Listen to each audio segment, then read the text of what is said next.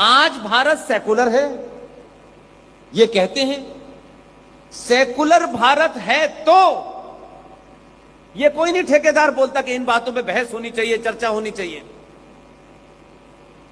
Secular Bharat में minority commission, personal law board, वक्फ property board, Sachar commission, ये किस लिए है अगर देश सेकुलर है तो? क्यों है ये? सेकुलर है, सब बराबर है, ये लिखा है, तो फिर ये 5,500 करोड़ का सच्चर कमीशन का बजट क्यों है? ये करोड़ों का बजट माइनॉरिटी कमीशन का क्यों है? फिर ये अरबों खरबों की देश की जमीन वक्फ बोर्ड को किसके कहने से दे दी गई है? ये भी चल रहा है, ये भी चल रहा है। आप सेकुलर हैं, वो सेकुलर नहीं है। मंदिरों का 2 लाख करोड़ रुपया सालाना देश के मंदिरों से सरकार उठा के ले जाती है और मंदिर पे 1 पैसा नहीं खर्च करती और ना ही सनातनी हिंदुओं के लिए कोई काम ऐसा करती। उन पैसे से सरकार अपने एजेंडे चलाती है, ज़कात बांटती है, मुसलमानों को IAS-PS बनाने के लिए 1-1 लाख रुपया मुसलमान बेटी और मुसलमान लड़के पे खर्च किया जाता है कि मुसलमान वहां जाएं। और फार्म जो हज पे जाने का होता है उसमें रियायत दी जाती है। तो मैं पूछता हूं, ब्राह्मण का, ठाकुर का, क्षत्रिय का बेटा, उसको 1 लाख रुपए क्यों नहीं मिलना चाहिए? क्योंकि वो मेजॉरिटी का है। अगर संविधान बराबर है तो फिर ये क्यों है? और ये रखना चाहते हो तो ये जब ही मुमकिन है जब भारत का संविधान ऑफिशियली हिंदू राष्ट्र घोषित हो।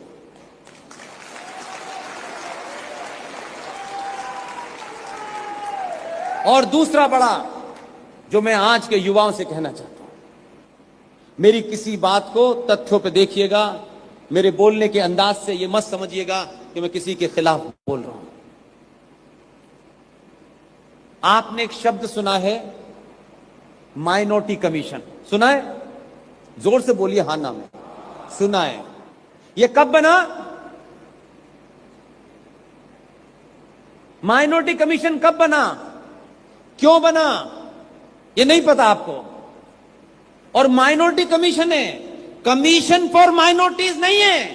फ्रॉड देखिए। प्लेसेस ऑफ वर्शिप एक्ट का नाम सुना? कुछ कुछ सुना, बोलते बोलते रट गया है।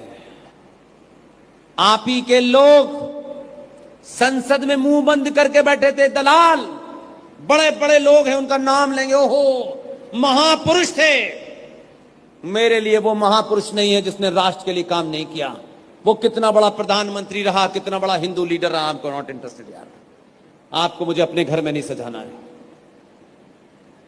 1991 में एक कानून बना, आपके लोगों की सहमति से बना, क्योंकि आपके लोगों को लगता था अयोध्या पे हमारी दुकान चलेगी, हम मंदिर बना लेंगे, हिंदुओं को बरगला लेंगे, इसी पे हम रथ पे चढ़ जाएंगे, इसलिए हमें बाकी से मतलब नहीं है। आपके लोगों की देख रेख के अंदर 1991 में PV नरसिम्हा राव की सरकार ने एक विदेशी महिला के दबाव में यह कानून बनाया और सौदा हुआ। इस सौदे को समझिए जो मैं आपको समझा रहा हूं।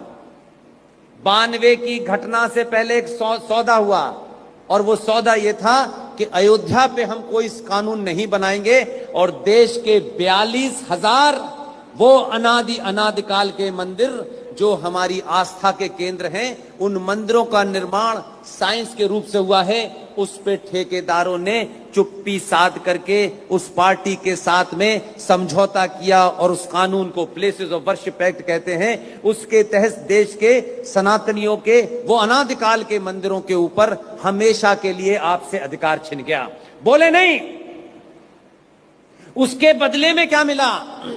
उसके बदले में 6 दिसंबर 1992 मिला आपको। और जैसे ही ये किया, देखिए, जिन्हें आप पंचर जोड़ने वाला कहते हैं ना, आप तो सिर्फ यही सोचते हैं आज कितना कमाया, आज कैसे कमाया, आज किसको बेवकूफ बनाया। सॉरी, माफ कीजिएगा, वो 500 साल आगे की सोचते हैं।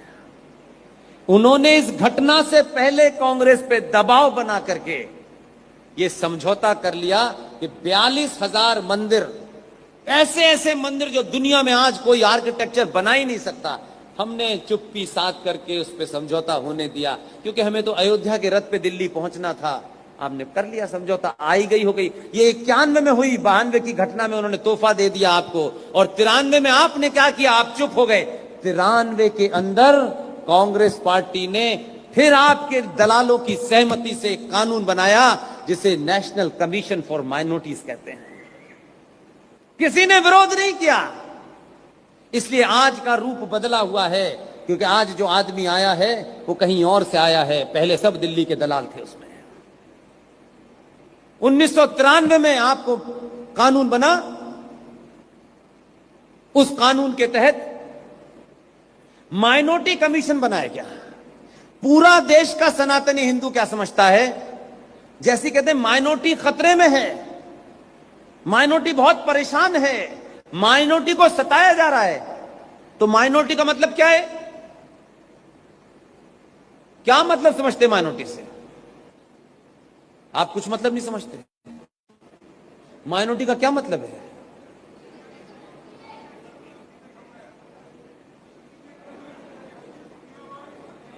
आप सब लोग सच तो बोलो यार, यहां तो सच बोल दो, कौन से कुछ होता?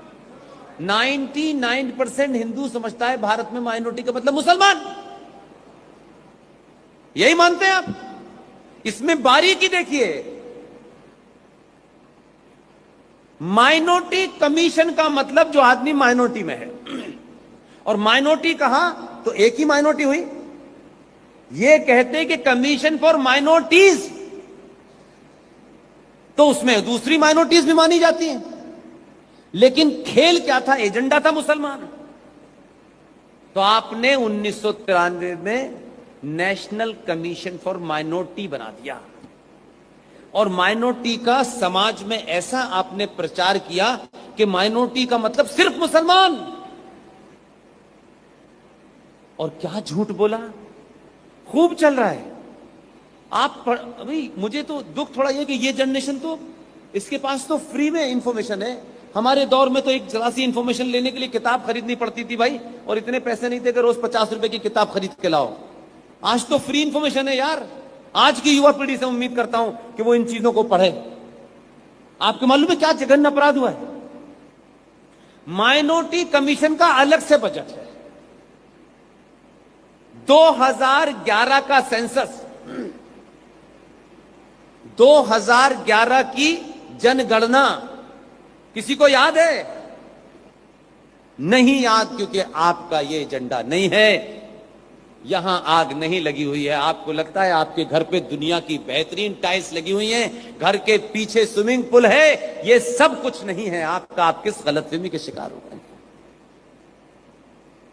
आप चिंता भी नहीं करना चाहते। कोई बताता है तो आपको लगता है ये बहका रहा है, ये फला के खिलाफ है, ये फला के खिलाफ है। ये कहकर के मुझे आप शायद थोड़ी देर के लिए कुछ भला बुरा कह सकते हैं, लेकिन जब सामने खड़ा होगा ना आपके, तब आप कुछ कर नहीं पाएंगे। मेरा इतना ही एजेंडा है कि आप सच समझ जाएं, और कोई एजेंडा नहीं है। इस देश का कैसे ये बुद्धिजीवी सनातनी हिंदू समाज महामूर्खता के गर्त में डूबा हुआ है। 2011 का सेंसस जो भारत सरकार का है, उस सेंसस के हिसाब से टोटल पॉपुलेशन का 17% मुसलमान है। 1.5%, 2%, 2.5%, कुल मिलाकर के देश में सबसे बड़ी माइनॉरिटी अगर कोई है जिसको संरक्षण की जरूरत है, जिसको प्रोटेक्शन की जरूरत है, वो है पारसी, जिसकी गिनती भारत की जनसंख्या में मात्र 35,000 है। उसके बारे में कभी सुना कि उन्हें कुछ माइनॉरिटी कमीशन से कुछ दिया गया?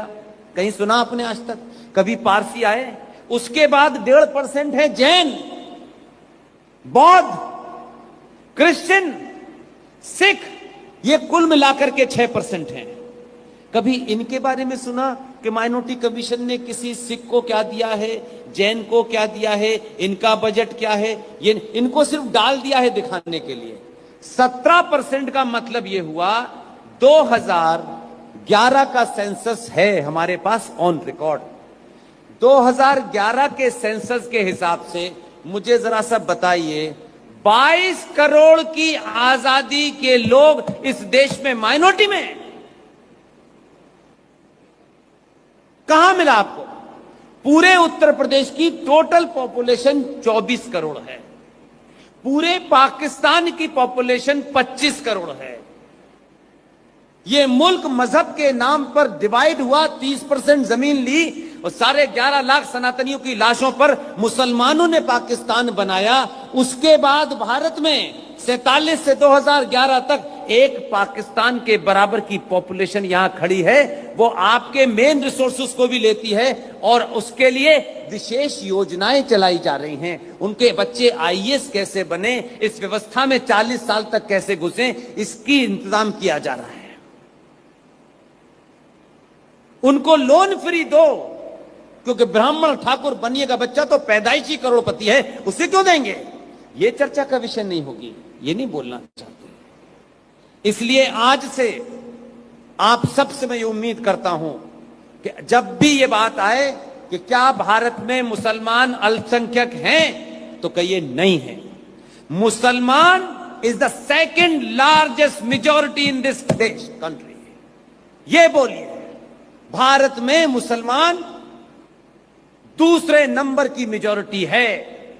तब ये आपके अंदर से समझ में आएगा माइनॉरिटी का क्या चक्कर है। अगर कोई माइनॉरिटी है तो पारसी है। आजाद भारत में ये भी ड्रामा बन गया था कि माइनॉरिटी कमीशन और माइनॉरिटी मिनिस्ट्री का जब भी कोई मंत्री बनेगा तो मुसलमान ही बनेगा। अगर इस देश में प्रोटेक्शन चाहिए था, माइनॉरिटी कमीशन का चेयरमैन किसी को बनाना है, आपको किसी की हिम्मत नहीं हुई, क्योंकि उनको माइनॉरिटी 22 करोड़ के लोग माइनॉरिटी हैं।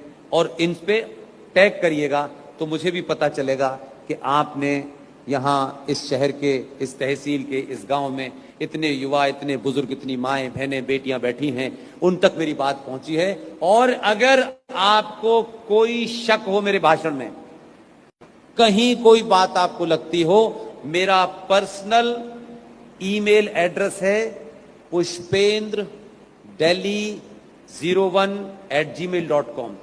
मेरा जो फेसबुक का वेरीफाइड पेज है, ब्लूटिक है, उस पे हमारे सोशल मीडिया के सारे अकाउंट लिखे हुए हैं। आपको रात के 4 बजे भी तथ्यात्मक कोई आपके पास फैक्ट हो तो भेज सकते हैं।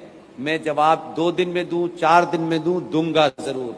लेकिन ऐसे सवाल मत करिए जिन लोगों से मेरी, आप मोदी जी से बात करिए।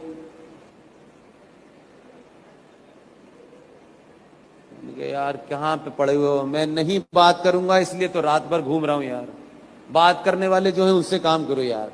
आप मोदी जी से ये कह के हटवाइए, आप मोदी जी से कह के वो हटवाइए। मैंने कहा मैं पिए हूं कौन यार?